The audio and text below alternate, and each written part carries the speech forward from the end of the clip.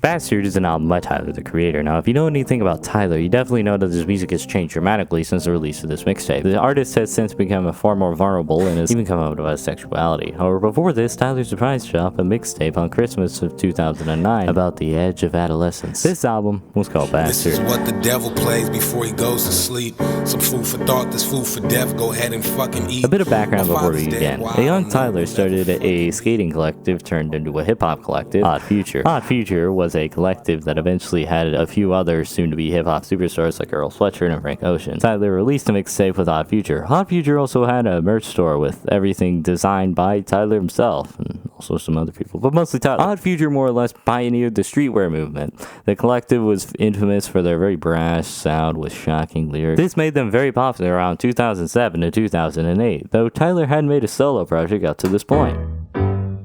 Bastard is a very interesting album. You can hear Tyler's insane potential just by the instrumentals. The instrumentals were made with a demo of FL Studio. The beats weren't stupid simple either. They had chord progression, samples, and even a bit of evolution. One of Tyler's cornerstones today is that a song tells a story lyrically but also musically, which is something that he did way back in 2009. In conjunction, his chord progressions weren't just like really basic 1-4 chords or whatever. They were some advanced chords that take lots of music to be knowledgeable off. I would recommend listening to Bastard's instrumentals.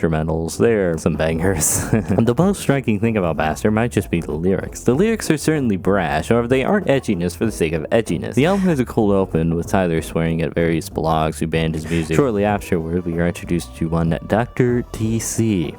Guess what that stands for? It was essentially Tyler's therapist. The two speak about various things, such as Tyler's relationship with his father, or lack thereof. Dr. TC appears on Goblin and Wolf as well, creating the Wolf Trilogy. The Wolf Trilogy is extremely convoluted with a ton of lore, which I will not get into, otherwise this video will be 5 hours long. The contents of this album caused Tyler to be outright banned from entering the UK. The UK Prime Minister claimed that Tyler's lyrics supported violent acts and homophobia. And I want to give a special shout out to someone who I hold dear to my heart who made it where I couldn't come to this country 5 years ago. I know she's at home pissed off. Thank you, Theresa May.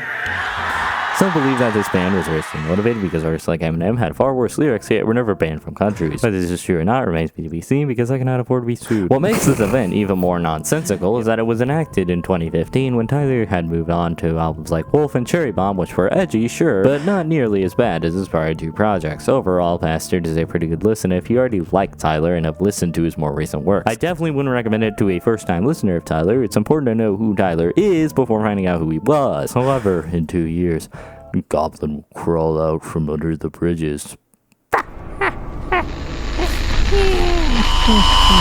Feel good, feel